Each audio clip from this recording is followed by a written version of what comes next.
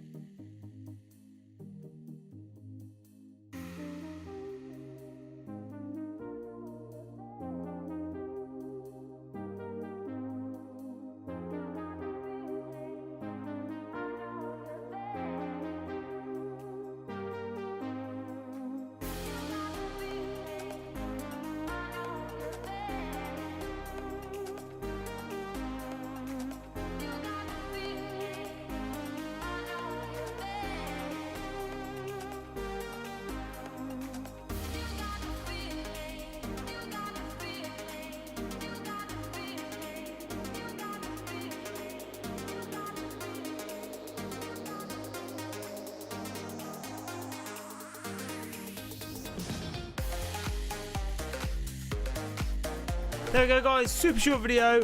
Hope you enjoyed it, man. As always, guys, if you've got any questions you want to ask me about birds or anything like that, man, go ahead and pop a little comment down below. Any of my videos, we've got like so many videos. Any of my videos, I read every single comment, guys. If you want to ask a question, it'll be featured in our up and coming questions and answers series.